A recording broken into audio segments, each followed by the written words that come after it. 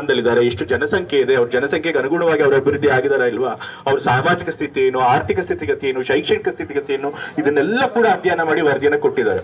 ಇವತ್ತು ಆ ವರದಿ ಬಿಡುಗಡೆ ಆಗಿದ್ದು, ಜಾರಿ ಆಗಿದ್ದಿದ್ರೆ ಇವತ್ತು ಹಿಂದುಳಿದ ವರ್ಗದವರಿಗೆ ಒಂದು ಶಕ್ತಿ ಬಂದಿರ್ತಿತ್ತು. ಯಾರು ಹಿಂದುಳಿದವರು ಬಹಳ ವರ್ಷಗಳಿಂದ ಹಿಂದುಳಿದಿದ್ದಾರೆ ಅವ್ರಿಗೆಲ್ಲ ಮತ್ತೆ ಹೆಚ್ಚು ಮೀಸಲಾತಿ ಕೊಡೋದಕ್ಕೆ ಸಾಧ್ಯ ಆಗ್ತಾ ಇತ್ತು. ಆದ್ರೆ ಇವತ್ತು ಏನಾಗಿದೆಪ್ಪ ಅಂತಂದ್ರೆ ಆ ಜಾತಿ ಗಣತಿಯನ್ನ ಕೆಲವು ವರ್ಗದವರು ಪ್ರಬಲವಾಗಿ ವಿರೋಧ ಮಾಡಿದ್ರಿಂದ ನಾವು ಅದನ್ನು ಸರಿಯಾಗಿ ಪೂರ್ತಿಯಾಗಿ ಅನುಷ್ಠಾನ ಮಾಡಕ್ ಆಗಿಲ್ಲ. ಇವತ್ತು 10 ವರ್ಷ ಅದರೊಳಗೆ ಜನಸಂಖ್ಯೆ ಸರಿ ಇಲ್ಲ, ಅದಿಲ್ಲ ಅಂತ ಹೇಳಿ ಸಣ್ಣ ಪುಟ್ಟ ತಕರಾರುಗಳನ್ನು ತೆಗೆದು ಆ ಜಾತಿ ಗಣತಿ ವರದಿ ಇದು ಅನುಷ್ಠಾನಕ್ಕೆ ಬರ್ದೇ ಇರುವಂಗೆ ಮಾಡಿದ್ದಾರೆ. ಈಗ ನಾವು ಮತ್ತೆ ಜಾತಿ ಗಣತಿಯನ್ನ ಮಾಡಬೇಕಾಗಿದೆ. ಇದನ್ನ ನೀವು ಅರ್ಥ ಮಾಡ್ಕೋಬೇಕು. ಈ ಜಾತಿ ಗಣತಿಯಿಂದ ಬರೀ ಜನಸಂಖ್ಯೆ ಮಾತ್ರ ಗೊತ್ತಾಗುದಿಲ್ಲ. ಜಾತಿ ಗಣತಿಯ ವರದಿಯ ಅಂತಿಮ ಉದ್ದೇಶ ಏನಪ್ಪಾ ಅಂತಂದ್ರೆ ಹಿಂದುಳಿದ ವರ್ಗದವರಿಗೆ ಅವಕಾಶಗಳು ಹೆಚ್ಚಿಗೆ ಕೊಡಬೇಕು ಅಂತ ಹೇಳಿ.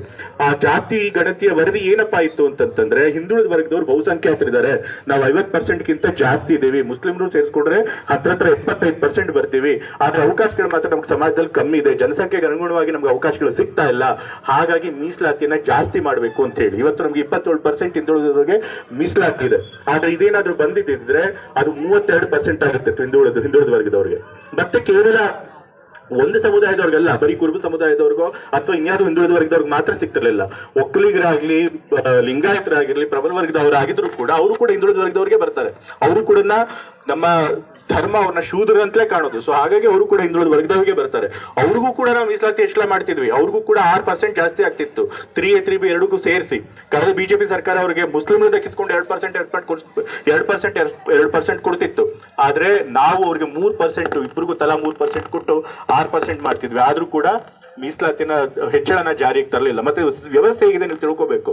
ಇವತ್ತು ನಾವೇನಾದ್ರೂ ಮೀಸಲಾತಿನ ಜಾಸ್ತಿ ಮಾಡ್ತೀವಿ ಹಿಂದುಳಿದ ವರ್ಗದವರಿಗೆ ಅಂತಂದ್ರೆ ಸುಪ್ರೀಂ ಕೋರ್ಟ್ ಆದೇಶ ಕೊಟ್ಬಿಡಿದೆ, 50% ಮೀಸಲಾತಿ ನಾವು ಗಿಂತ ಜಾಸ್ತಿ ಕೊಡಕ್ಕಾಗಲ್ಲ ಅಂತ ಹೇಳಿ ಎಲ್ಲರೂ ಸಬೂಬ್ ಕೊಡ್ತಾರೆ. ಅದೇ ಮುಂದುವರೆದ ಜಾತಿಗಳಿಗೆ EWS ಅಂತ ಹೇಳಿ ಆರ್ಥಿಕವಾಗಿ ಹಿಂದುಳಿದಿರುವಂತ ಮುಂದುವರೆದ ಜಾತಿಗಳಿಗೆ ನಾವು ಮೀಸಲಾತಿ ಕೊಡಬೇಕು ಅಂತ ಹೇಳಿದಾಗ 10% ಕೊಟ್ಟರು. ಕರ್ನಾಟಕದಲ್ಲಿ ಇರೋದೇ 4%, ಆದ್ರೆ ಅವ್ರಿಗೆ 10% ಮೀಸಲಾತಿ ಕೊಟ್ಟರು. ಅವಾಗ ಯಾರು ಕೂಡ ತಕರಾರು ಮಾಡಲಿಲ್ಲ, ಯಾರು ಕೂಡ ಗಲಾಟೆ ಮಾಡಲಿಲ್ಲ, ಸುಲಭವಾಗಿ ಪಾಸ್ ಆಗೋಯ್ತು. ಆದ್ರೆ ಹಿಂದುಳಿದ ವರ್ಗದವ್ರಿಗೆ ಮೀಸಲಾತಿ ಜಾಸ್ತಿ ಮಾಡಬೇಕು ಅಂತಂದ್ರೆ ಈ ರೀತಿ ಎಲ್ಲ ಅಡೆತಡೆಗಳು ಬರುತ್ತೆ. ಇದನ್ನ ಅರ್ಥ ಮಾಡಬೇಕು ಹಿಂದುಳಿದ ವರ್ಗದವರು. ನಾವು ಇಷ್ಟು ವರ್ಷಗಳಾದ್ರೂ ಜನಸಂಖ್ಯೆ ಇಷ್ಟು ಜಾಸ್ತಿ ಆದ್ರೂ ನಾವಿನ್ನೂ ಮುಂದುವರಿಲ್ಲ ಅಂತಂದ್ರೆ ಏನು ಕಾರಣ ಅಂತ ನಾವು ಆತ್ಮಾವಲೋಕನ ಮಾಡ್ಕೋಬೇಕು. ಅದನ್ನ ಮುಂದುವರಿಯೋದಕ್ಕೆ ಏನ್ ಮಾಡ್ಬೇಕು ಅನ್ನೋದಕ್ಕೋಸ್ಕರ ಸಂಘಟನೆ ಮಾಡ್ಕೊಂಡು ಹೋರಾಟ ಮಾಡ್ಬೇಕು. ಅವಾಗ ಮಾತ್ರ ನಾವು ನಮ್ಮ ಹಕ್ಕುಗಳನ್ನ ಪಡ್ಕೊಳ್ಳೋಕೆ ಸಾಧ್ಯ ಆಗುತ್ತೆ. ಮತ್ತೆ ಹಿಂದುಳಿದ ವರ್ಗಗಳಿಗೋಸ್ಕರ ಯಾರು ಹೋರಾಟ ಮಾಡಿದ್ದಾರೆ ನಾಯಕರು ಅನ್ನೋದು ಕೂಡ ನೀವು ತಿಳ್ಕೋಬೇಕು. ಯಾರು ನಿಜವಾಗಿ ಹೋರಾಟ ಮಾಡ್ತಿರ್ತಾರೆ ಒಳ್ಳೆ ಉದ್ದೇಶದಿಂದ, ಅಂತವ್ರಿಗೆ ನಿಮ್ಮ ಬೆಂಬಲ ಸಹಕಾರನ ಕೊಡಬೇಕು. ಅವಾಗ ನಾವು ಮುಂದುವರಿದಕ್ಕೆ ಸಾಧ್ಯ ಆಗುತ್ತೆ.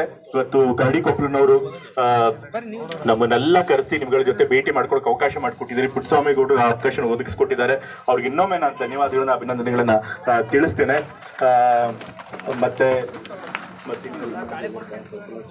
ಸೊ ಎಲ್ಲರಿಗೂ ಕೂಡ ಮತ್ತೊಮ್ಮೆ ಶುಭಾಶಯಗಳನ್ನು ತಿಳಿಸಿ, ಮತ್ತೆ ಬರ್ಬೇಕಾದ್ರೆ ಹೇಳ್ತಿದ್ರು ಇಲ್ಲಿ ರೋಡ್ಗಳಾಗಿಲ್ಲ, ಮೂಲಭೂತ ಸೌಕರ್ಯಗಳಾಗಿಲ್ಲ ಅಂತ ಹೇಳಿ.